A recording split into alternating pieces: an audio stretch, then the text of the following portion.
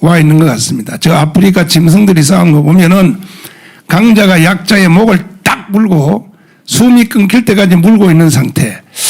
현재 저는 대한민국이 그런 상태가 아닌가 이렇게 느껴지고 있습니다. 이건 내 개인적 느낌인데 이것이 어느 정도 맞을지는 모르지만은 나는 거의 확실하다고 생각하는 것은 지금 대한민국에서 일어나고 있는 여러 가지 현상들 중에 이 책의 제목을 잘 봐주십시오. 존경하는 국민 여러분.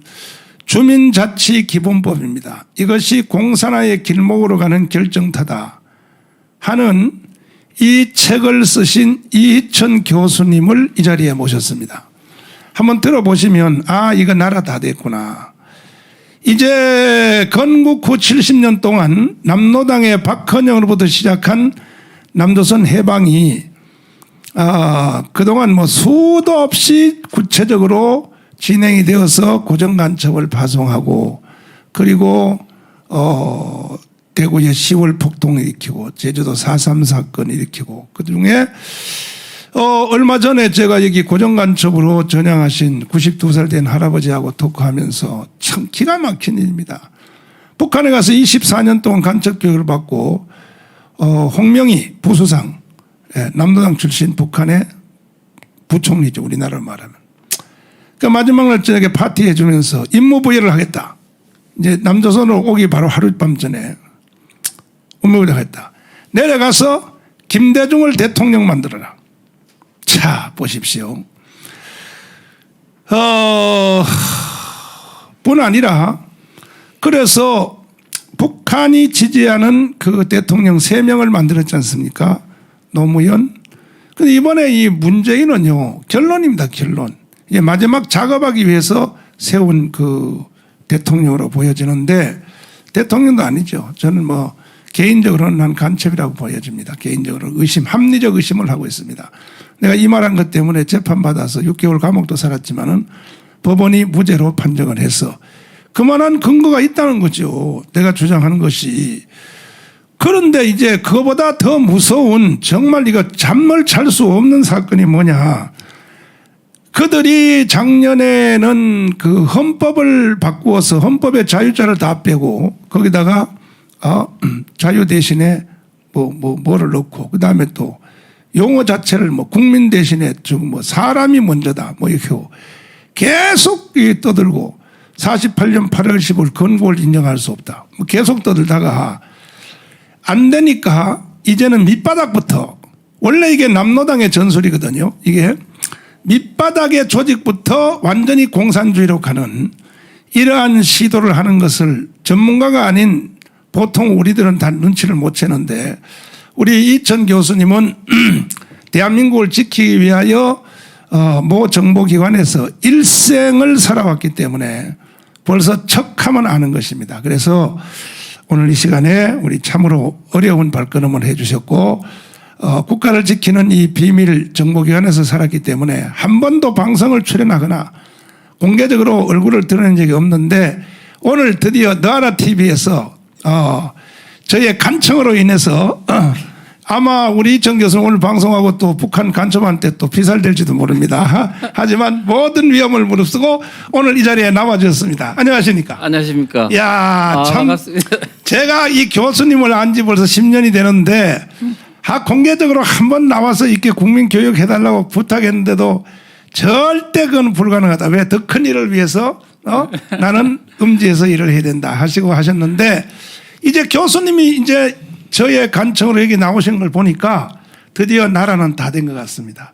교수님이 그래도 뭐 내가 안 나가도 나라는 잘하면 살 수 있다 그러면 여기 절대 안 나오시죠. 네, 그런데 이제는 내가 안 나가면 국가는 끝나겠다. 저는 이번에 이 책을 쓸 때 어떤 느낌이 들었냐 하면 만약에 이것을 막지 못하면 대한민국의 자유민주주의 체제는 아마 이걸로 허물어지고 새로운 우리가 지금까지 전혀 경험하지 못했던 새로운 체제가 우리 눈앞에 등장할 것이다. 이거를 국민들한테 알리지 않고 만약에 어영부영 넘어간다면 이거는 역사의 죄를 짓는 것이라는 생각을 하고 이렇게 책을 쓰게 됐습니다. 그러니까 이제 아까 제가 오프닝 멘트에서도 말씀드린 것처럼 이 일은 이게 근래 일어난 일이 아니라 우리나라가 건국될 때에 이승만 대 박헌영 아닙니까? 네, 남동당. 그렇습니다. 그때부터 그 사람들이 계속 해온 일인데 네.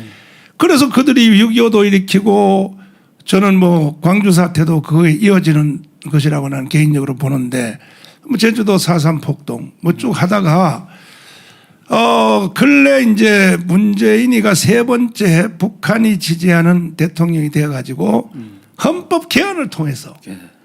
이제 밀어제키려고 낮은 단계 연방제 하려고 하다가 그래도 우리나라 건국 정신이 원체 뛰어나가지고 여기 이미 살아본 국민들이 저항을 하는 기미가 보이니까 순서를 바꾼 것 같아요. 네. 그러니까 차라리 국민들을 속여먹기는 이게 더 편하다 네. 해서 이제 주민자치기본법을 가지고 국가를 엎어버리고 드디어 이제 북한으로 가려고 하는데 왜 이 주민자치기본법이 북한 공산으로 가는 길목이라고 왜 그렇게 생각이 되어집니까? 네. 지금 어떤 분들은 이제 이 주민자치기본법을 보고 여기에 공산주의니 사회주의니 뭐 이런 용어가 없는데 어떻게 이것을 공산화의 길목이라고 이렇게 붙여가지고 색깔론 비슷하게 이렇게 하느냐 네. 이런 이제 비판이 뭐 있기도 합니다. 그러나 우리가 이제 분명하게 알아야 될 것은 네. 지금 대한민국은 현재 비공산 국가입니다. 그렇지. 비공산 국가이고 비사회주의 국가인데 지금 이거를 체제를 엎어야 되는 상황이기 때문에 그렇죠. 철저히 자기들의 사상적 실제를 감춰야 됩니다. 그렇죠. 그렇기 때문에 당연히 이 법률상이라든가 이런 내용에서는 될 수 있는 대로 아주 포장된 용어, 주민자치, 자율권, 그다음에 분권 이런 마을민주주의 이런 포장된 용어를 하면서도 내밀이는 뭐냐면 그들이 좌파들이 정권 마을에서 주도권을 장악하고 대한민국의 하부 구조를 그들의 수중 아래 넣음으로써 대한민국의 체제를 바꾼다 이런 거거든요. 그동안에는 제일 밑바닥의 그 행정 조직은 아니지만 주민 그 자치기구가 통반제도로 돼 있었잖아요. 통반제도. 그럼 그 통반제도를 해체하고 새로운 주민자치 단체를 만든다는 뜻입니까? 그러니까 어떻게 보면 통반제도는 현재 기본의 우리 지방자치제도는요. 광역단체가 있습니다. 시도가 있고 그렇죠. 그다음에 기초단체가 시군구가 있습니다. 그렇죠. 그 밑에 하부기구로 뭐가 있냐면 읍면동이 있고 그렇죠. 읍면동 밑에 통반조직이라는 그 소조직이 있죠. 통방이 있어요. 예, 있는데. 그런데 지금 이제 이와 같은 자치제도를 그냥 둔 채 그대로 놔두고 읍면동에 별도의 좌파가 주도하는 새로운 자치단체를 만드는 겁니다. 그것이 지금 자치기본법입니까? 그렇습니다. 그 구성은 구체적으로 어떻게 구성돼요? 구성이 어떻게 됐냐면 주민총회라는 조직과 주민자치회라는 두 개의 조직으로 구성되어 있습니다. 그게 인민위원회네.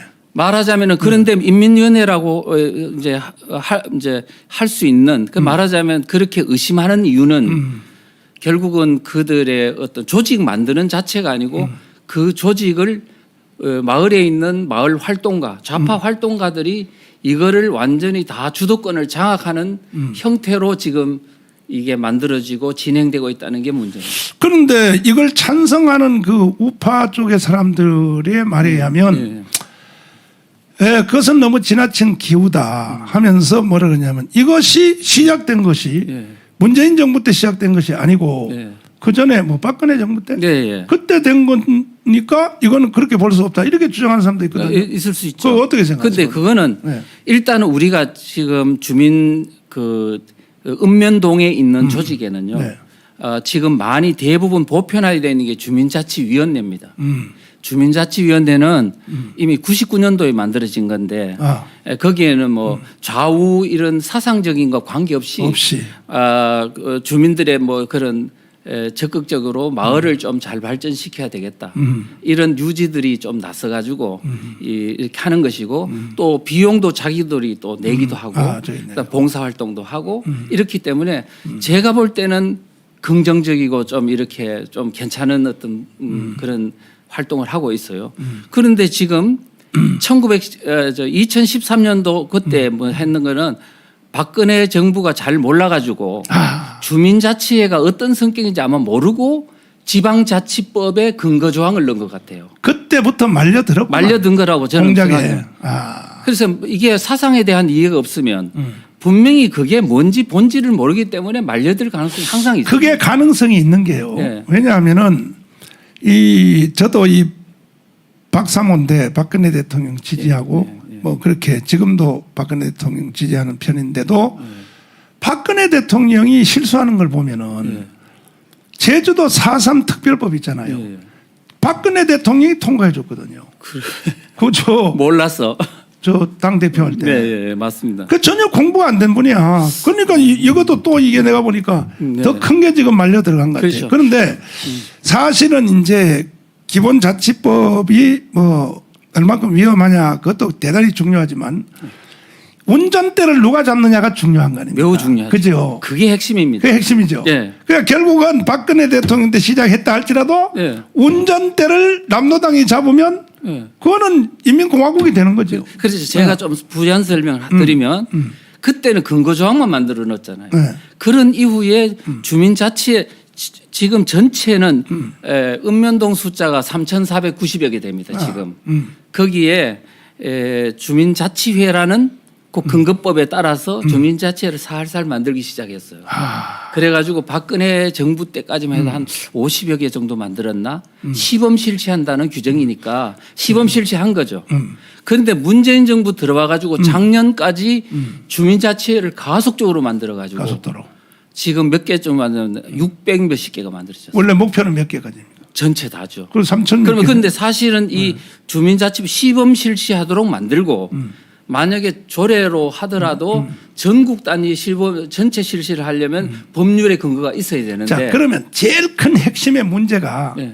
뭡니까? 이것이 됐을 경우에 예. 이 사람한테 무슨 권한이 주어지는 겁니까? 제일 핵심 위험스러운 가장 큰 사람. 자, 가장 문제는 뭐냐면 그 사람들은 어떤 제도가 위험하냐 안 하냐 판단하기 전에 그 제도를 만든 사람들이 무슨 생각을 갖고 만들었는지 의도 그다음에 그 제도가 만들어졌을 때 그들이 무슨 혜택을 보는지 이런 것들에 대한 배경 이 공부를 하지 않고 당연히 의도는 조선민주주의 인민공화국으로 가겠다. 그것이 의도라고 봐야 되죠. 그거를 지금 제가 이제 바로 법률 조항을 보고 그렇게 이제 판단하기는 약간의 그렇게 좀 판단된 기준을 한번 얘기해 보세요. 예, 무리 속에 있는. 의심을 자, 하게 돼요? 예. 그러면 제가 생각할 때 이 주민자치 기본법이 왜 공산하다라고 말하지 않고 공산화의 길목이라고 하면 우리가 도로를 가다가 입구에 초입에 보면 안내판이 있지 않습니까? 이 마을로 가면 무슨 마을이 온다. 그렇지.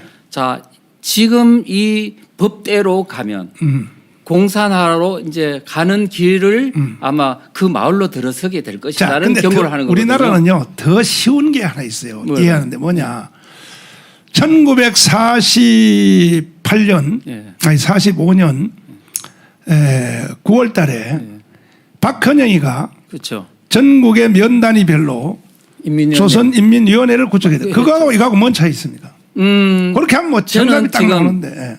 이 법이 남한에 그때 만들어졌던 인민위원회 그거하고 그다음에 해방 직후에 북한에서 만들어졌던 인민위원회 이거와 유사성이 있다고 생각합니다. 유사성이 있다. 예, 그럼 왜 유사성이 있느냐 하면은 인민위원회의 가장 본질적인 문제점은 뭐냐면 주민들을 두 개의 사상 부류로 나눈다는 겁니다. 쌈붙여. 예, 좌파와 우파로 그래가지고 뭐냐면 좌파한테 무소불위의 권한을 주고 우파들을 박해하거나 축소시키도록 한다는 데 문제가 있는. 축창가지고 찌르려고 그러는 거지. 그건 6.25 전쟁 때 북한군이 내려왔을 때 바로 3개월 동안에 북한군이 인민위원회를 마을마다 읍면동마다 만들고 바로 그 좌파 세력들을 완장을 채워주고 그렇지. 예, 그러면서 우파들을 집집마다 샅샅이 뒤지고 했던 그 전례가 우리 지금 국민들한테 다 남아 있습니다. 교수님도 그냥 완장이나 하나 얻어 차면 되지. 뭐들 이 위험한 이 운동을 그러니까 하시는데. 길을 잘못 들어가지고. 참. 네. 저가 이 애국 운동을 할 때 저도 유혹을 많이 받았거든요. 뭐 몇 번 얘기했는데 심지어 저를 유인하려고 뭐 박원순까지도 나를 유혹하려고 박원순 서울시장 되고 난 뒤에 그 기념 서울시장 당선 축하 예배 기독교, 그 사람은 기독교 신자도 아닌데 아주 고도의 머리를 써서 날 체포하려고. 그 예배한다 그래서 나를 거기 설교자로 불렀어요. 그 내가 어르신한테 물어봤지 뭐 조영기 목사님 등등 물어봤더니 절대 거기 가면 안 된다 그래요.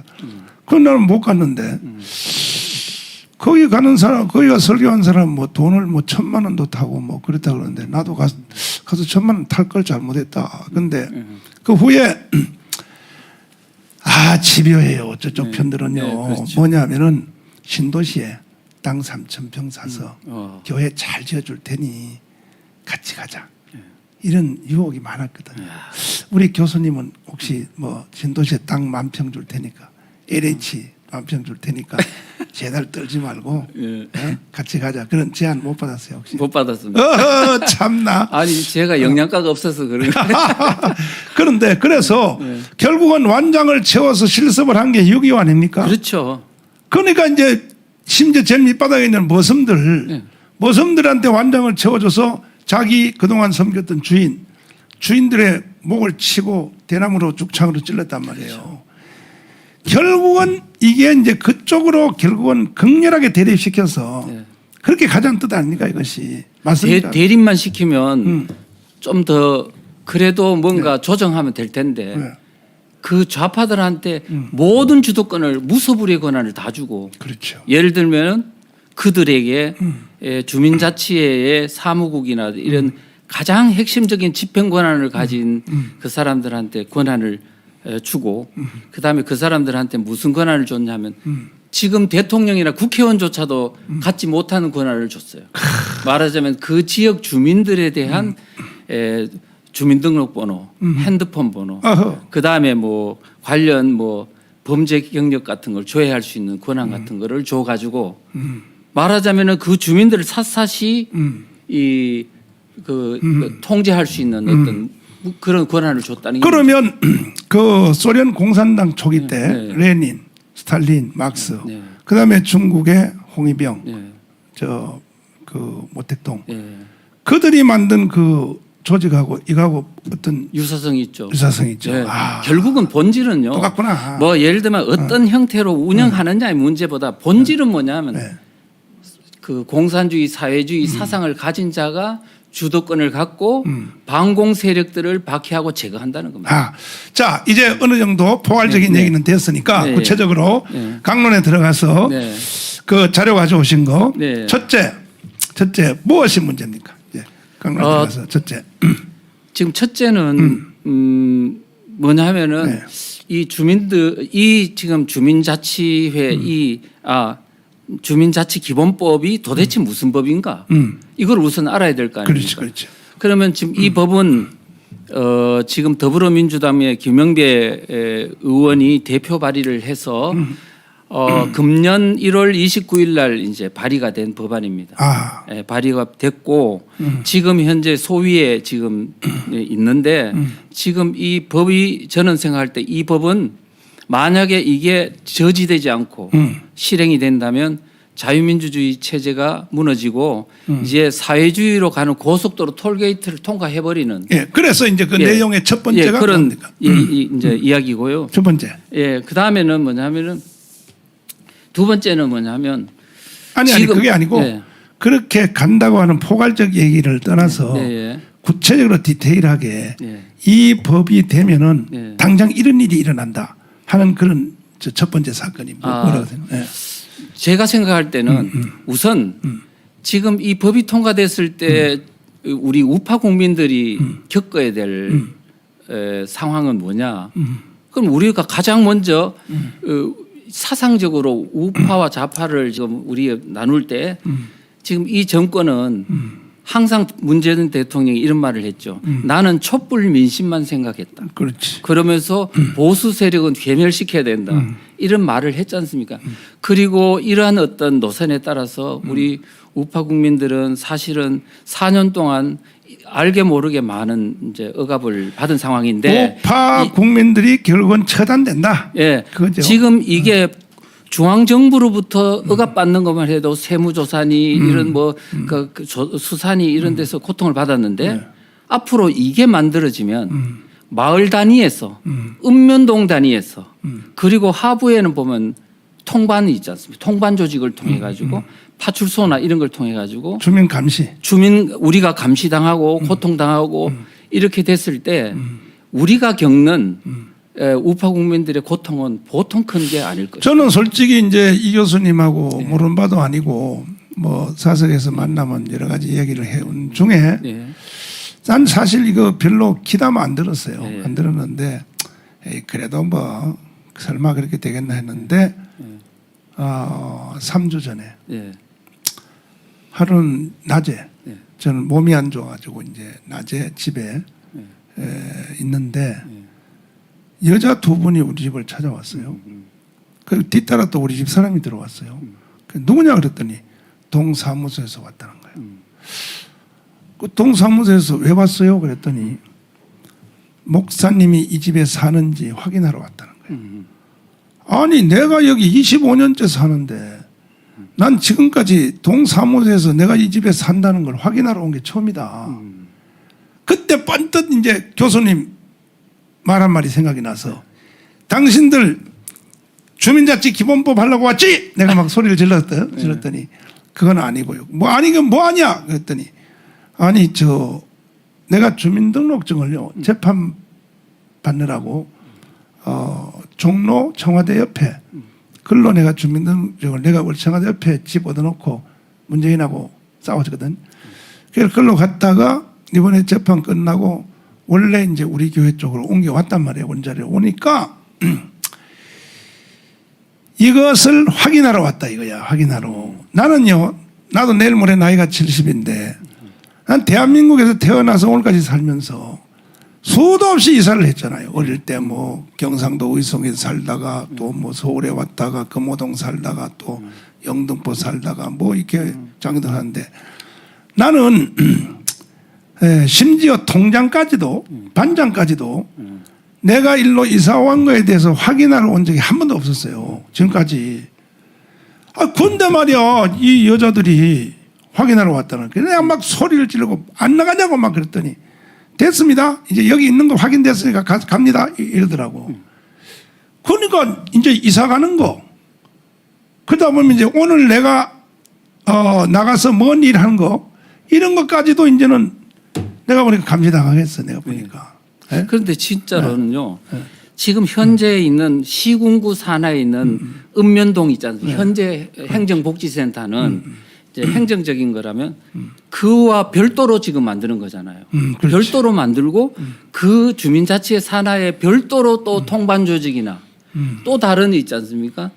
특수한 기능별 조직을 또 둘 수 있도록 해놨습니다. 자, 그러면 이제 조직에 대해서 두 번째로 네.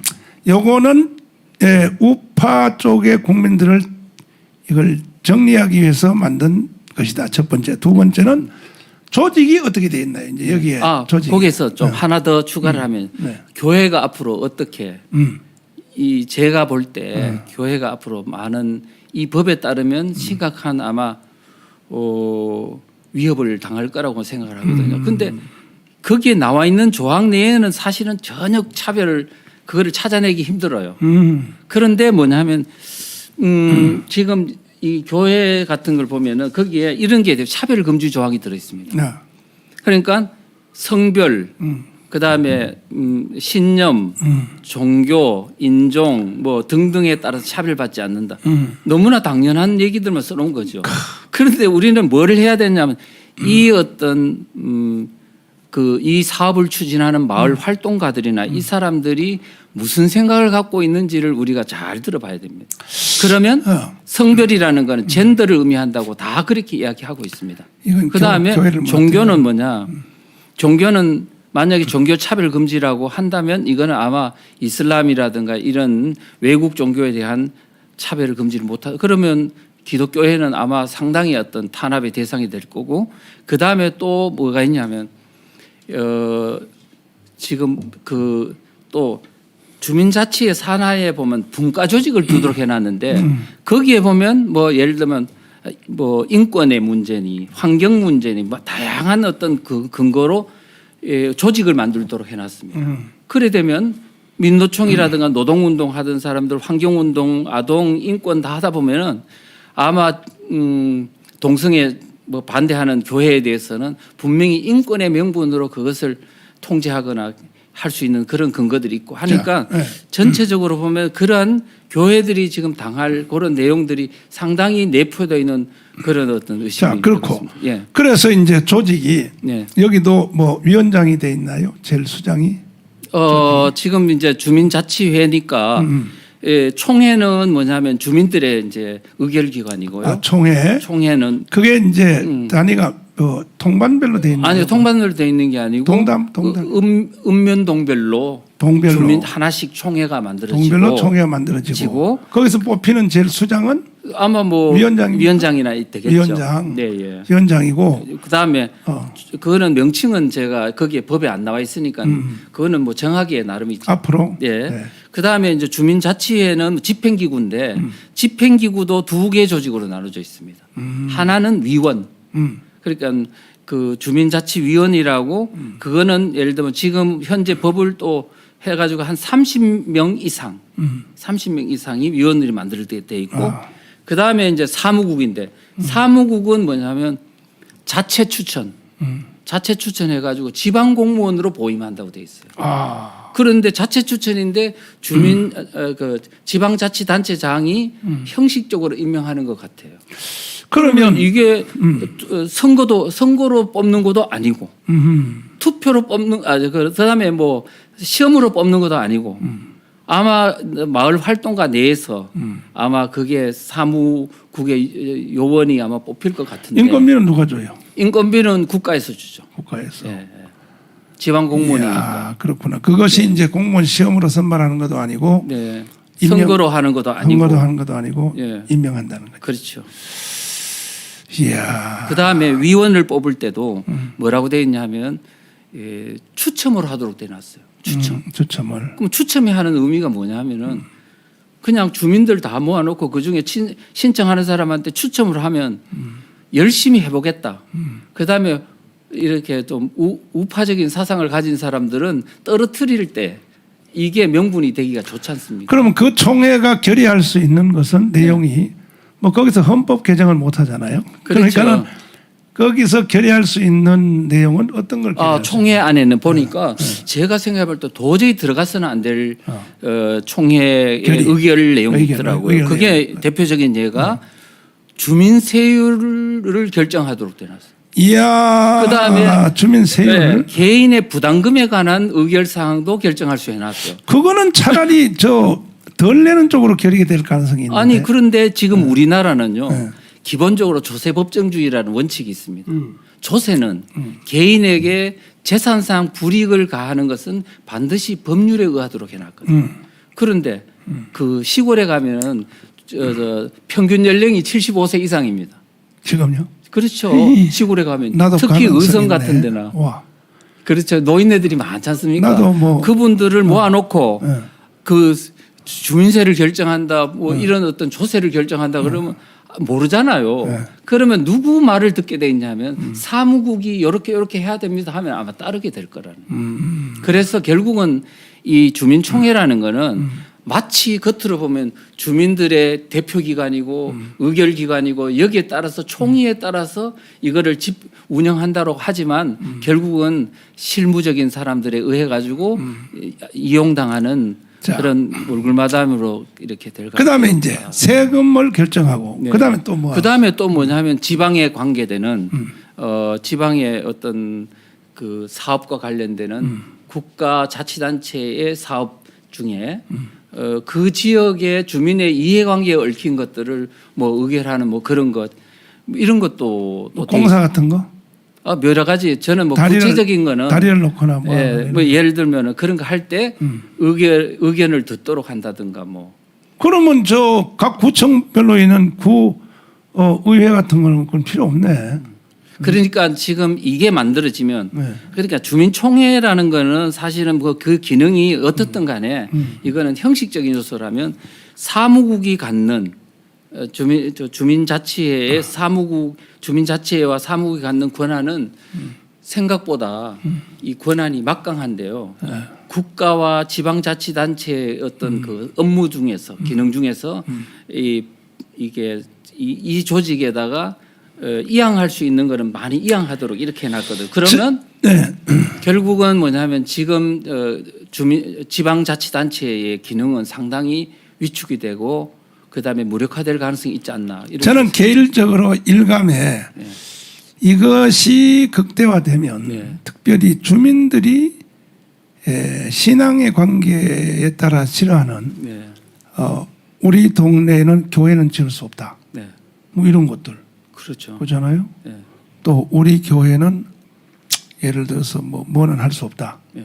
이래버리면 이거는 헌법을 개헌하지 않고도 자기들 마음대로 할 수 있는. 그랬어요. 제가 이제 생각나는 건데 2018년도 2월 달에 그때 평창 동계올림픽이 그렇죠. 있었죠. 그때 더불어민주당에서 헌법을 개헌하려고 시도했지 않습니까? 그런데 그 헌법 개헌안 안에 124조인가에 이런 내용이 있습니다. 그 법률에 근거하지 않는 조례 제정이 가능하다. 이런 조항을 넣어놨거든요.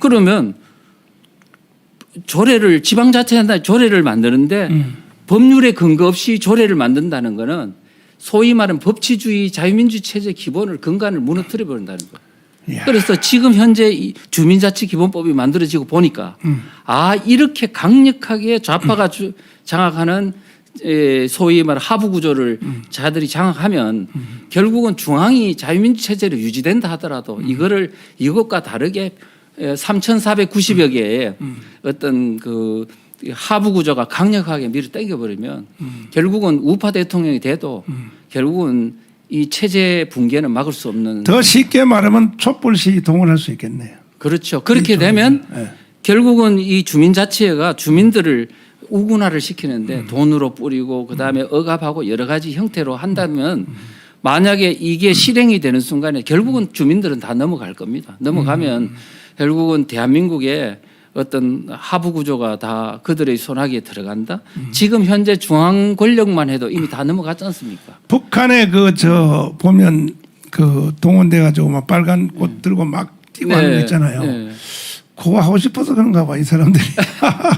그래서 이 사람들의 기본 목적은 현재의 목적은 앞으로 있을 만약에 이게 주민들이 다 그들의 수중 아래 들어가면 이제 선거는 할 필요가 없죠. 뭐 국회의원 선거든 대선이든 지방선거든 그는 큰 의미가 없고 결국은 그들의 손아귀에 그들이 말했듯이 50년 집권, 100년 집권이 가능하다고 이렇게 이제 볼 수 있는 거죠. 자, 그래서 이게 만들어진 동기를 이제 알아봤고 조직을 이제 알아봤고 그다음에 총회 결의하는 내용을 이제 알아봤는데 그다음에는 이제 이 주민자치 이것도 결국은 동장 밑에 이게 지시를 받게 돼 있나요? 지금 이거는요. 지금 이 법에 제가 보면은요. 제2조 3항에 무슨 말이 딱 있냐 하면 주민의 자율성과 독립성. 이게 굉장히 중요합니다. 이거 우리 일반 국민들은 전혀 문제를 파악 못해요. 주민의 자율성과 독립성, 운영 과정의 민주성과 개방성을 준수한다. 이렇게 돼 있어요. 문제 있습니까 이거? 없죠. 굉장히 민주화 제도 같죠. 그런데 지금 이게 뭐냐면은 굉장히 중요한 의미를 담고 있습니다. 무슨 얘기냐면은 지금 좌파가 주도하는 새로운 자치단체, 주민자치회가 뭐냐면은 자율성과 독립성을 갖는다는 겁니다. 그러면 어디로부터 자율성이가 독립성이냐 한번 의문을 달아보자고요. 주민자치회가 주민이 자율성과 독립성으로 운영한다는데 어디로부터 자율성과 독립성이냐 그러면 결국은 중앙정부로부터 아까 그랬지 않습니까? 법률에 근거하지 않는 조례 제정이 가능하다 하는 것처럼 중앙정부와 그다음에 지방정부의 어떤 간섭으로부터 주민자치회가 독립적이고 자율적인 노선을 걸을 수 있다. 이렇게 보면 상당히 이거는요. 대한민국의 하부 구조를 붕괴시키는 어떤 측면이 있거든요. 자, 국민들의 이해를 더 쉽게 명쾌하게 돕기 위해서 우리 이천 교수님이 쓰신 바로 주민자치기본법 공산화의 길목 이거 한번 비춰주십시오. 거기 방송실 아니 이거 말고 저기 띄워놓은 거 책 자체를 띄워놓은 걸 보면서 그렇죠. 이 책입니다. 이 책을 쓰셨는데 이 책의 이제 단원별로 예. 잠깐 한번 대화를 해보겠습니다. 네, 네. 제 1장 제 1장입니다. 1장은 보니까 주민자치기본법 도대체 어떤 법인가? 어떤 법입니까? 그 첫 번째 제목이 뭐냐면 대한민국 자유민주 체제의 댐을 허무는 법이다. 예. 왜 댐을 허문다고 생각합니까? 결국 저는 이렇게 자유민주주의와 민중민주주의 이 좌파들이 민주주의 할 때 민주주의는 자유민주주의가 아닙니다. 그럼 뭐냐? 민중민주주의라고 합니다.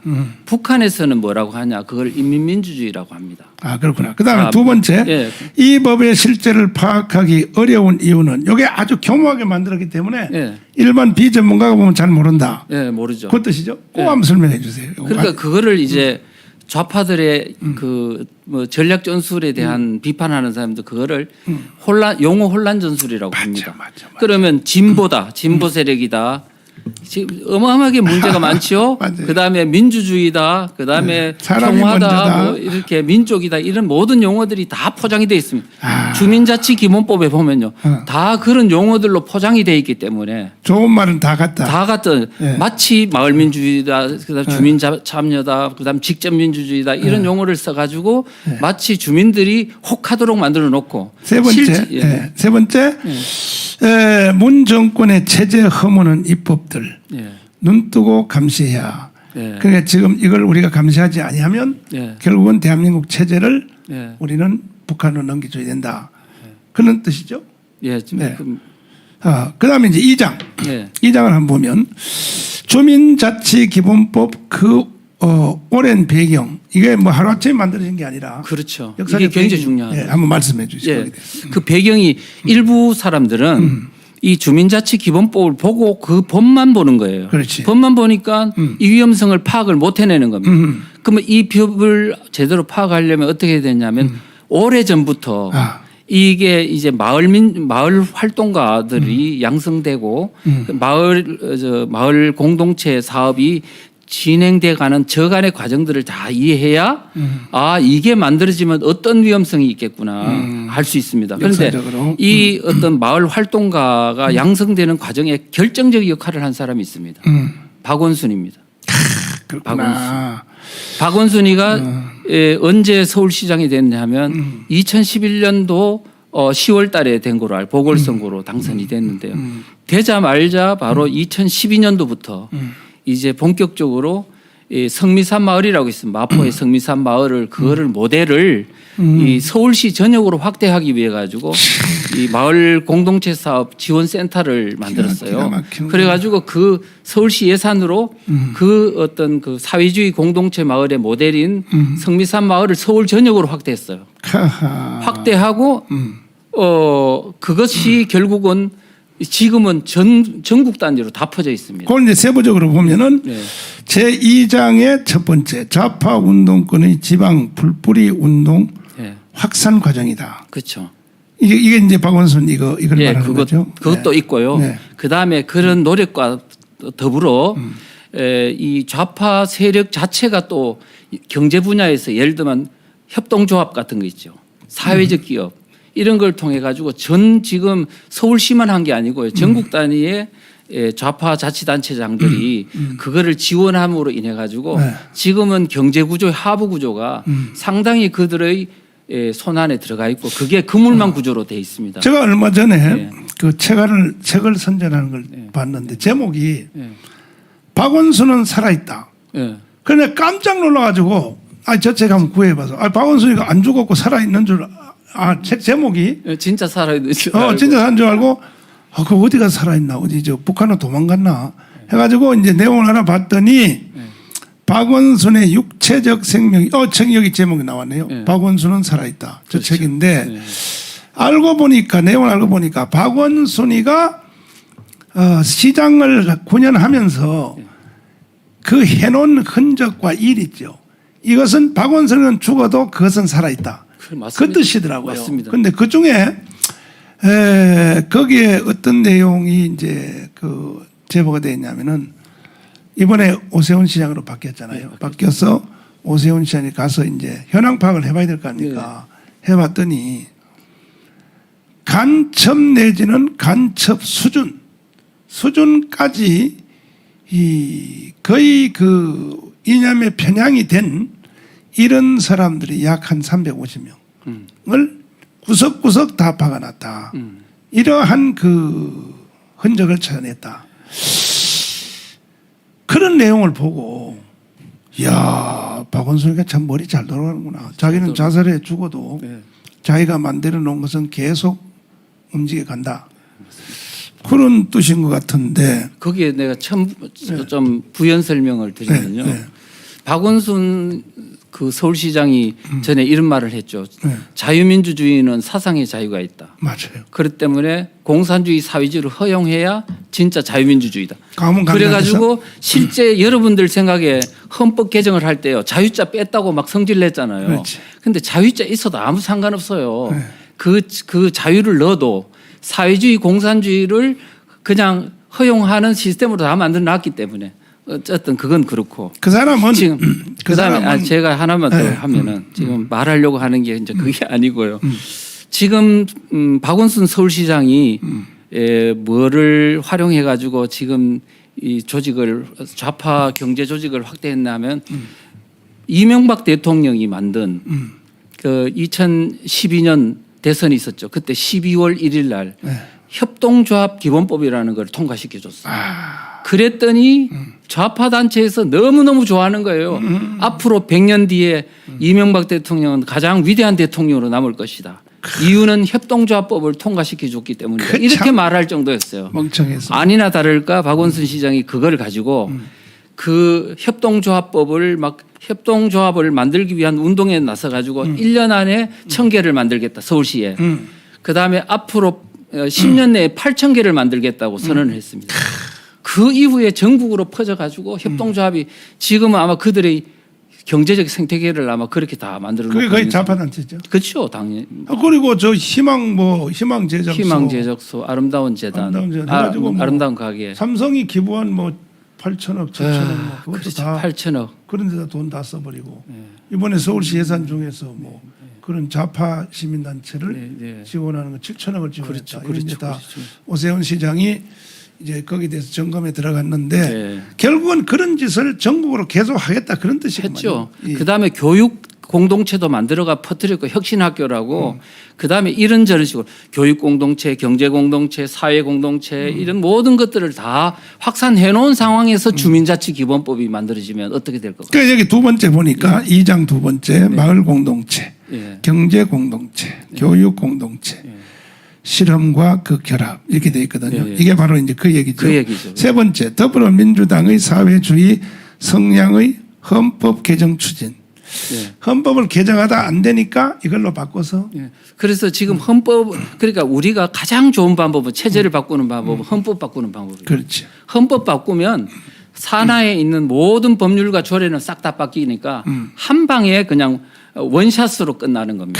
그랬는데 지금 이제 그게 안 되기 때문에 우회로를 했는데 제가 볼 때는 헌법의 개정에 버금가는 체제 바꾸기에 용이한 유용한 것이 바로 지금 현재 주민자치기본법이라고 생각합니다. 체제 바꾸는 것 1단계가 용어 바꾸는 거 아닙니까? 용어 바꾸는 거죠. 그래서 멀쩡한 좋은 용어 대한민국 국민 얼마나 좋습니까? 그런데 국민을 빼버리고 사람이 먼저다. 그다음에 뭐 애국가 바꾸기 운동. 뭐 애국가를 그런 것도 있고. 그다음에 또 대표적인 게 공유라는 말이 있죠. 그러면 이게 공산주의가요. 핵심은 공산주의를 정확하게 표현하면 공유주의를 할 수 있습니다. 국가와 사회가 그 자산을 공유한다. 개인 소유 그 반대말은 사유주의거든요. 그 자유자를 빼버리고 아니요. 자본주의 시장 경제 체제의 핵심이 사유인데 사유재산제를 파기하고 공유 체제로 가는 것이 그거거든요. 그러니까 공유 경제 뭐 공공버스 그다음에 뭐 하여튼 모든 식으로 극단적으로 모든 지금 기업이 공유로 가면은 그게 공산주의 체제입니다. 그래서 뭐 추미애의 논문, 조국의 논문에 보면은 뭐 다 그런 내용인데 네. 모든 부동산은 국가가 소유해야 되고 그렇죠. 중국식으로. 중국식으로 뭐 네. 이런 식으로. 네. 이야, 이 무서운 사람들이야. 4번째, 네. 문 정권의 지방 분권 준비 과정. 자, 지방 분권 이게 결국은 낮은 단계 연방제가 하겠다는 얘기죠. 그런데 지금 이제 낮은 단계 연방제 가려니까 상당히 저항이 있겠죠. 그렇죠. 그다음 또 해야 될 게 그 전 단계에서 헌법을 바꿔야 됩니다. 그래서 지금 그쪽에 이런 이야기들을 들어보면 결국은 헌법을 바꾸고 연방제로 간다는 생각을 계속 갖고 있습니다. 자. 그 전 단계로서 지금 이제 이거를 만들어가는 5번째, 네. 주민자치기본법의 체제 변혁 가능성. 자, 체제를 바꾸려고 한다. 네. 거기에 대해서 설명 한번 해주세요. 일단은 지금 현재 대한민국은 자유민주주의 체제이고 시장경제 체제가 지금 70년의 뿌리를 깊게 내리고 있고 그렇죠. 그렇기 때문에 국민들의 의식도 지금은 그동안에 쏘가가지고 진보 세력이라 그러니까 좋은 건 줄 알고 이렇게 쏘갔던 국민들이 많지 않습니까? 네. 지금은 속속 깨달아오고 있습니다. 아. 깨달아오기 때문에 지금 이 사람들을 여하히 뭐냐면 쏘개야 되는 겁니다. 네. 그 다음에 제3장으로 넘어가서 3장은 주민자치기본법안과 독소조항. 예. 여기 어떤 독소조항이 있어요? 독소조항의 가장 큰 독소조항은 아까도 말씀드렸듯이 주민들에 대한 정보 수집 권한을 부여했다는 겁니다. 야, 정보 수집. 예, 정보 수집. 이거는 정보 수집이 아니라 감시네, 감시. 그렇죠. 그러니까 개인에 대한 그러니까 이게 어떻게 규정되어 있냐면 개인에 대한 주민등록번호, 그다음에 전화번호, 그다음에 휴대폰 번호 이런 것들을 다 수집할 수 있는데 아니 오늘 어디 갔다 오는 거 다 저 여행 신고해야 돼. 그렇죠. 북한처럼. 있는데 네. 지금 이 하부에 있는 주민자치회가 누구한테 요구를 할 수 있냐 하면은 저 위에 있는 중앙정부에 있는 각 어떤 기관들 예를 들면 뭐 경찰청 산하에 있는 지방경찰청 경찰서장 파출소까지 그 기관의 하부 그런 기관에까지 그 자료를 자치단체까지 해서 주민의 이 정보를 달라고 하면 그 기관은 반드시 응해야 된다고 되어 있습니다. 그러니까 작년에 우리가 8.15 집회 때 거기 참석했는지 안 했는지 핸드폰 추적 가지고 다 했죠. 막 그 벌금 때리고 했잖아요. 네. 그 이걸 아예 정상적으로 하겠다. 아직 법률 근거를 딱 두고. 법률 근거를 두고. 예. 이야. 그리고 이 나쁜 그 다음에 놈들 또 말이야. 뭐가 있냐면은 주민자치에는 관계 공무원들을 호출해가지고 의견 청취를 할 수 있는 권한도 있습니다. 중앙 공무원, 지방 공무원 따지지 않고. 그래가지고 막 작년에 8.15 집회를 뭐 그냥 뭐 살인자들이다 뭐 이렇게 하고 또 막 언론을 동원하고 했는데 나중에 그 박대출 자유한국당 국회의원이 네. 공식 조사를 해보니까 네. 8.15 집회 통해서는 감염된 사람이 한 사람도 없는 걸로 결론 났거든요. 네. 그리고 이제 나중에 요즘 와서는 또 뭐 그 질병관리본부에서도 뭐 교회를 통하여 감염이 확산된 것은 없다. 예? 저기 지금 기사 저기 뜨지 네. 않습니까? 박대출 의원 강화문 집회 코로나. 근데 이거 저게 나오면 뭐 하냐면 난 당할 거 다 당했고 난 깜빵 6개월 이미 살았는데 그 이런 짓을 하겠다고 하는 거야. 이 법을 만들어서 결과적으로 감시를 하겠다는 거죠. 그런데 진짜 지금은 뭐냐면 중앙정부가 통제해도 이렇게 힘들었잖아요. 그렇죠. 그런데 마을에서 읍면동 단위에서 네. 그도 하부의 통반 조직까지 활용해가지고 그럼 북한하고 똑같이 되는 그렇게 거야. 감시를 하면 그 고통이 얼마겠습니까? 그다음에 이제 두 번째로 3장 두 번째 네. 주민자치기본법 대표 발의자 김영배 의원의 입장. 그 발의한 국회의원 그 사람은 뭐라고 설명하는 거예요? 그러니까 이거는 사명감을 가지고 내가 이걸 발휘하고 한다. 그러니까 어쨌든 그래서 확실히 제가 볼 때는 우파들은 국민의힘당이나 이런 데 보면 사명감이 없지 않습니까? 그런데 그쪽에서는 아무리 힘들고 저항이 반드시 있을 것이다. 그럼에도 불구하고 이 법률을 통과시키도록 노력하겠다. 3번, 네, 3번 주민자치기본법의 주요 내용과 독소 조항들. 네, 주요 내용, 기본법의 주요 내용. 이 앞에 설명이 됐는데. 했죠. 네. 그다음에 제 4장 주민자치기본법 다시 묻는다라는 주제로 1번 자유민주주의 체제를 해체하는 힘. 해체된다고 보는 거죠. 네, 예. 예, 그거 한번 설명해 예. 주세요. 지금 자유민주주의 체제는 중앙정부 차원에서도 지금 많이 붕괴가 돼 있습니다. 말하자면은 상권 분립이 지금 와해가 돼 있죠. 지금 입법, 사법, 행정, 그다음에 언론, 그다음에 뭐 이런 교육부터 해가지고 지방 권력까지 완전히 어떻게 손아귀에 들어가 있기 때문에 이제는 상권 분립이니 뭐 견제 균형이라는 말은 지금 의미가 없을 정도로 완전히 집권화되어 있는, 그래서 비판하는 사람들은 전체주의 체제다 뭐 이렇게 이야기하지 않습니까? 지금 이런 상황인데 지금 거기다가 지금 주민자치회가 하부에서 강력하게 당겨버리면 어떤 문제가 있냐면 현재 있는 지방자치단체가 있지 않습니까? 그게 우리 국민의 투표로 이제 선출되는 대의제 민주주의, 그게 자유민주주의 시스템이거든요. 시스템이 이 어떤 하부 구조에 의해 가지고 와해될 수가 있습니다. 그런데 지금 주민자치단체들, 지방자치단체들이 이걸 모르고 지금 뭐냐면 주민자치회라는 이거 뻐꾸기를 있지 않습니까? 둥지에서 키워주고 있어요. 지금 이게 자기 당할 줄도 모르고.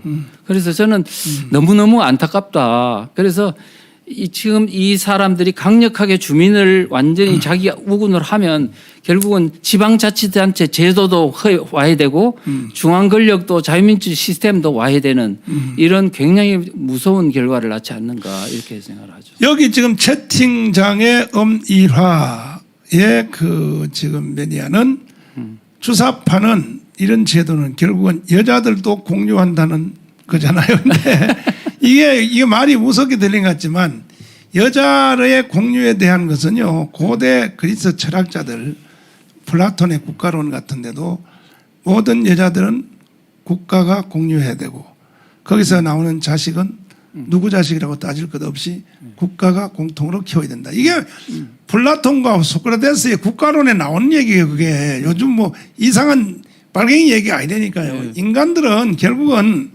복음을 떠나면 한다는 짓이 그런 짓밖에 없는데 이런 것들을 이제 정상화했다는 뜻인데, 그다음에 두 번째 개인 자유권의 심대한 침해 가능성. 자, 어떻게 생각하세요? 아까 주민들의 어떤 그 정보 수집 권한을 부여한다든가, 네. 그다음에 실제적으로요. 주민총회라든가 이런 걸 만들어 두긴 했지만 모든 그 주요 권한은 주민자치회 산하에 있는 사무국이라는 여기서 다 관장을 하고요. 통제할 수 있는 시스템이 별로 없습니다. 그러니까 결국은 주민들이 결국은 말로는 주민들의 어떤 자치다, 마을 민주주의다 하지만 결국은 통제 대상이 되는 어떤 그런 어떤 존재로 전락하게 될 것이다. 이렇게 이제 보는 거죠. 그래서요, 지금 사실은 지금 어제 그저께 지난주부터 저는 개인적으로 참 말할 수 없는 지금 위협을 당하는데, 제가 애국운동하고 나서 청와대가 나서고 북한이 지시하고 해서 정강훈은 반드시 죽인다. 그래서 죽이는 계획과 그들의 그 음모가 내부 정보 그 여기 그쪽 편에 있는 그 양심 세력에 의하여 그것이 지금 나한테로 전달됐는데 그 문자 메시지가 자기들이 하는 지시 여기 나와 있거든요. 정강훈 반드시 죽인다. 그리고 코로나를 주범으로 몰아가기 위해서 모든 언론들을 다 그렇게 몰고 간다. 뭐 여기 보면 그다음에 심지어 내가 다니는 병원을 통하여 의료사고로 정강훈을 죽인다. 뭐 이렇게 지금 돼 있거든요. 이게. 그래서 지금 그쪽에 있는 그 최소한의 양심 세력에 의해서 이게 공익 제보를 했어요. 공익 제보해서 우리 변호사들이 이제 내일 모레 대검찰청에서 정강훈 살해 계획에 대한 음모에 대해서 첫째 문재인 대통령을 고발하고, 왜냐하면 문재인이가 지시를 했거든요. 방송에 대놓고 정강훈 재구속시켜 법정 체포을 때려라. 그건 아무리 대통령이라도 그렇게 지시하면 안 되는 거죠. 안 되죠, 당연히. 그런데 지금 있는 법만 가지고도 한 사람 죽이는 것은 쉽게 죽이고 완전히 언론 몰이하고 하는데 이런 법까지 만들어져 버리면 이게 정말 무서운 겁니다. 한 개인은 꼼짝도 못 하잖아요. 아니 예? 거기다 하나 더 덧붙이자면요. 네. 우리가 중앙 권력에서 대통령이나 이런 사람이 권력을 행사하려고 하면 이런 어떤 과도한 행위를 하려면 여러 가지 언론이라든가 이런 데 비판받지 않습니까? 그런데 지금 주민자치회라고 읍면동에 있는 그 권력을 가진 마을 활동가가 사람을 죽인다고 할 때 그 사람이 견제받는 교육을 받기를 했습니까? 그다음에 그 시스템 내에서 비판할 수 있는 동네 내에 무슨 비판 언론이 있습니까? 그리고 지금 우리 교회에 그 이제 내가 감옥에서 나오니까 그동안 이제 내가 이끌었던 그 선교 단체라든지 이런 많은 단체들이 얼마나 나를 보고 싶어 하겠어. 그래서 아침부터 막 줄을 서서 우리 교회로 오면은 이 동사무소에서 다 이걸 신고를 해요. 지금 사랑제일교회 몇 명 올라갔습니다. 몇 명 올라갔 이거를. 그러니까 지금 있는 제도만 가지고도 사람이 이게 숨도 못 쉬는데. 맞아요. 예? 숨도 못 쉬는데 말이야. 여기다가 네. 주민자치회가 훨씬 더 위험한 상황으로 치달을 수도 있습니다. 어떤 경우냐. 자치경찰하고 붙는 경우입니다. 지금 현재 자치경찰제를 지금 시행하기 위해서 지금 법률을 만들고 하고 있거든요. 그러면 주민자치회가 아까 정보 수집 권한을 갖는다 했죠. 그렇죠. 그런데 그거를 자치경찰 파출소하고 자치경찰하고 이렇게 공유하는 경우 그러면 경찰은 뭐를 갖고 있냐 하면은 기소권을 갖고 있거든요. 그다음에 정보경찰은 수집권한을 갖고 있거든요. 그러면 지금 주민자치회의 정부 수집권한과 자치경찰의 처벌권한이 합해질 경우에는 이게 진짜 과거에 6.25 전쟁 때 인민위원회가 뭐 사람들을 잡아가지고 바로 직결 처형도 하고 인민재판소에 넘기가 주기도 했잖아요. 이런 형의 재판이 될 수 있다는 게 그래서 두려워하는 게 바로 6.25 전쟁 참전자들의 이제 두려움이죠. 네. 그런데 저는 그래도 네. 한기총 그 당시에 현역 대표 회장이었었고 사랑제일교회 당회장이고 또 청교도 형성훈련을 이끄는 이런 제가 지도 위치에 있었기 때문에 쟤들이 막 날 죽이고 해도 내가 그래도 반항이라도 한번 할 수 있었단 말이에요. 네, 뭐 기자회견을 한 데도 하지만 네, 맞아요. 일반 평 국민들이 마을에서 나 같은 불가능합니다. 일을 당하면 도망갑니다. 아소리 못하고 그냥 당하는 거죠. 그냥 당하는 네, 거죠. 맞습니다. 그냥 당하는 거죠. 이게 멋지게 속수무책이지 않습니까? 그러다가 만약에 거기에서 무슨 어떤 개인적인 사감에 의해서 무슨 사건이 폭발한다. 그렇지. 그러면은 이제 그때는 걷잡을 수 없는 상황이 마을 단위에서 전쟁이 일어날 수 있는. 이 교수님 네. 아직 이 법이 통과도 안 되고 시행이 안 됐는데도 네. 우리 교회의 재개발 본부가 네. 완전히 사기를 쳐서 우리 교회 자체를 해체시키고 우리 교회를 뺏으려고 네. 시도한 거 알죠. 언론에 보셨죠? 네, 맞습니다. 이게요, 내가 당해 보니까 지금 현행 체제인데도 네. 서울시 박원순이가 자기들이 만들어 놓은 조례안을 5년 동안을 숨겨놨어. 숨겨놓고 사랑제일교회 법원 이 재개발 지역 추진위원회에 그 말을 들어라. 그래서 단 84억의 돈을 걸어놓고 이 돈 가지고 사랑제일교회는 건물과 땅 전체를 다 두고 나가라. 이렇게 법원도 그렇게 판정을 했어요. 판정을 해가지고 앗소리 못하게 우리는 쫓겨날 판이었었는데 이 재판 과정에서 고등법원에 1심에서는 뭐 그대로 판결이 됐어요. 그래서 뭐 집달관을 보내고 막 난리가 났는데 재판 과정에 고등법원 재판 과정에서 이 위대하신 우리 판사가 변론인들이 예. 이 조례안을 찾아낸 거야. 박원순이 감춰놓은 걸. 조례안을 딱 찾아보니까 전혀 내용이 다른 거야. 이 종교시설은 원래가 존치가 원칙이야. 그러니까 다시 말해서 종교시설은 손대면 안 되는 거야. 종교시설은 교회가 자체적으로 새로 짓든지 아니면 수리해서 그대로 쓰게 해야 된다. 이게 일환이고. 그렇죠. 두 번째는 그럼에도 주민들이 개발할 때 교회가 꼭 필요하면 교회가 원하는 대로 대체 시설을 다 지어줘야 되고 그리고 거기에 대한 피해 보상을 현금 현금으로도 보상을 해야 되고 이렇게 돼 있더라고요. 그래서 이제 이 조항을 찾아내 가지고 지금 우리가 이제 다 이기게 됐는데, 근데 저는 그래도 뭐 제가 사회에서 지도자도 해봤고 한기총 대표장도 해하고 또 나를 돕는 애국 변호사들이 돈도 안 받고 막 나를 도와주고 하니까 결국은 이런 것들도 이길 수 있게 되지만 한 개인이 어떻게 대응해요? 그거? 당해버리면 불가능합니다. 꼼짝 못하고 지금 현행 법만 가지고도, 그리고 북한 주민이 남조선이 좋다고 내려온 기순한 사람을 세상에 그 사람의 의사와 관계없이 눈을 가리고, 우리나라 헌법에는 북한 주민도 대한민국 국민이잖아요. 넘어오는 순간에 대한민국 국민이죠. 국민이죠. 예. 그런데 세상에 재판도 없이 아무런 뭐도 없이 그냥 북한으로 강제로 보내서 그 사람 처형당했단 말이에요. 처형당했죠. 예. 지금 현행법만 가지고도 못된 짓을 이렇게 하는데, 인민위원회가 이제 앞으로 나는 지방 주민자치기본법을 나는 인민위원법이라고 그렇게 부르겠습니다. 인민위원법이 이것이 만들어져 버리면 뭐 이민 가야지. 세상에 살 수가 있겠습니까? 살기 힘듭니다. 예. 그다음에 가장 또 타격받는 대상이 기업입니다. 기업.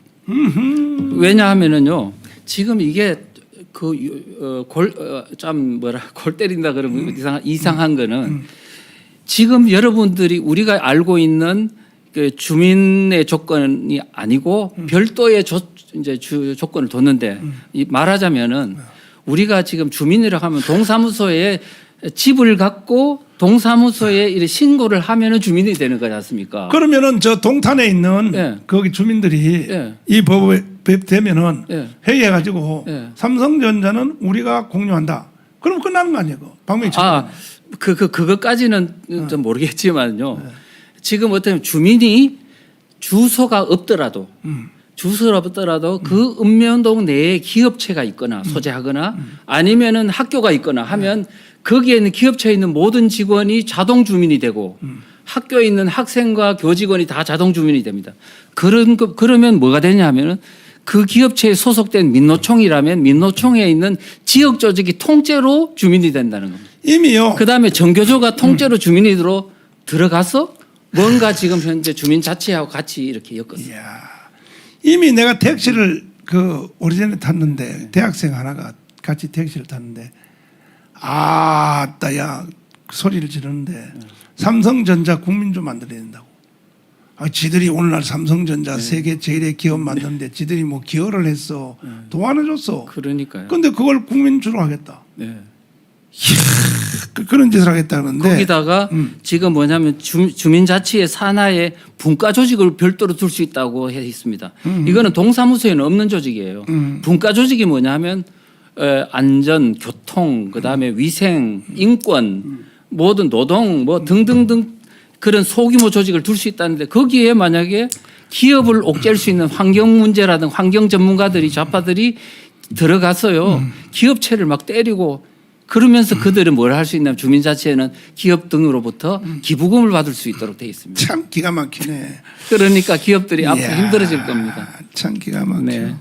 그 지금 삼성전자 이재용 그 부회장에 대해서도 네. 지금 맨날 나오는 뉴스가 네. 이게 다시 말해서 이제 이걸 사면해야 된다. 네. 그런데 뉴스에 뭐라 하냐면은 저쪽의 지도자들 정세균이나 이 사람들이 뭐라 하냐면 아직 국민들의 정서가 합의가 안 되기 때문에 법을 놔두고 무슨 국민들의 정서 국민들의 정서가 그러면 다 대한민국 해체하고 북한으로 갖다 바치자 그러면 그럼 따라 해야 되겠습니까? 정서 소리 하고 있는데, 자 마지막으로 네. 이제 어떻게 할 것인가, 네. 어떻게 막아내야 될 것인가를 마지막으로 이제 말씀하시고 마치도록 하겠습니다. 어떻게 막이 되겠습니까? 이거 마지막으로. 가장 중요한 거는 지금 현재 국민들이 깨우침입니다. 국민들이 지금 이 법이 얼마나 심각한 법인지를 아는 것에서부터 출발해야 되는데 지금까지 주민자치기본법에 대해서는 막연하게 좀 약간 이렇게 잘못 알려진 것도 있고 해서 실제적으로 뭐 그것도 이렇게 부풀려 가지고 하는구나 이렇게 잘못 이해하고 있는 분들이 있는데 이제는 학자들이 나서고 이제는 법률가들도 나서서 이 법의 어떤 그 위험성을 정확하게 이제 전문가들이 분석을 해야 됩니다. 그리고 지금 저 청와대에 있는 그 지방분권위원회라는 그 컨트롤 센터가 있습니다. 상근 요원이 64명입니다. 3년 동안 연구를 해가지고 지금 컨트롤을 해가 나가고 있으니까 그쪽에서 과연 이게 무엇을 어떻게 하고 있는지를 정확하게 실태 진단을 좀 요구를 해야 될 것 같고요. 그 다음에 각 읍면동단 우리 교회라든가 우파 단체에서도 지금 뭐 선거에만 집중할 게 아니고 이 하부 구조에서 어떻게 진행되고 있는지를 좀 파악하고 거기에 대해서 이제 좀 국민들을 알리는 저변화 운동이 좀 있어야 되지 않을까 이렇게 이제 생각하고 있습니다. 이거와 내용이 거의 같은 내용인데 그 민노총 11월 투쟁 계획을 제가 봤더니 거의 내용이 비슷해요. 모든 기업은 국가의 소유로 한다. 뭐 이렇게 되어 있는데 자, 존경하는 국민 여러분, 이렇게 지금 대한민국이 숨통이 끊기기 직전에 지금 헐떡거리고 있는 중에 오늘은 이천 교수님을 모시고 주민자치기본법 공산화로 가는 길목에 대해서 장시간 동안 대화를 나누었습니다. 그러나 우리가 이렇게 토크도 하고 또 공부도 하고 또 국민들을 계몽하는 운동을 해도 저쪽이 원체 사악하게 하기 때문에 우리 한 발자국 하면 쟤들은 10발자국 가버립니다.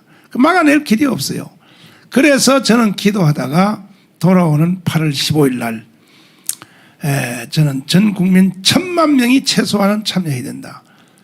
지키지 못한 자는 누릴 자격이 없습니다. 그래서 8.15 행사를 통해서 제2의 건국과 헌법을 지켜내고 모든 이 나쁜 이런 법안, 조례 이런 것들을 한 방에 날리기 위해서 우리는 8.15 행사를 준비하고 있습니다. 여러분 함께 합시다. 함께 해서 또 사전에 여러분들이 이제 자주 방송도 잘 들으시고 또 이천 교수님이 쓰신 주민자치기본법 공산화에 가는 길목을 한 책을 한 권씩 다 사셔가지고 뭘 알아야 무슨 교육을 하든지 알아야 자녀들한테 뭐 설명을 할 거 아닙니까? 그래서 여러분이 최선을 다해 주시기 바랍니다. 해봤자 책값 2만 원밖에 안 되는데 그건 뭐 그래서 읽어서 국가를 지켜내는데 함께 누가 한두 사람이 할 수 없습니다.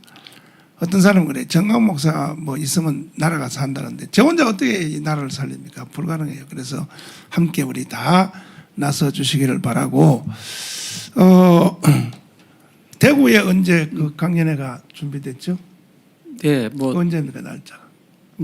날짜가 다음 주. 네, 다음 주에 언제가 있는 다음 주에 대구에서 그 큰 교회에서 우리 이천 교수님 모시고 대구 시민들이 이제 강의를 듣도록 된 것 같습니다. 많이 참석하셔서 여러분 책도 하나씩 사시고 또 계몽운동에 여러분 참여해 주시기를 부탁을 드립니다. 어쨌든 고생이 너무 많으십니다. 네, 감사합니다. 이렇게 초청해 주셔서 감사합니다. 앞으로도 종종 나오셔서 어차피 이제 얼굴 한번 나타났으니까 이제는 뭐 숨어봤자 안 되니까 자주 나오셔가지고 국민들을 깨우쳐야 돼요. 할 수 없습니다. 오늘 감사합니다. 고맙습니다. 국민 여러분 다음 시간에 또 뵙도록 하겠습니다. 여러분 시청해 주셔서 감사를 드립니다. 안녕히 계십시오.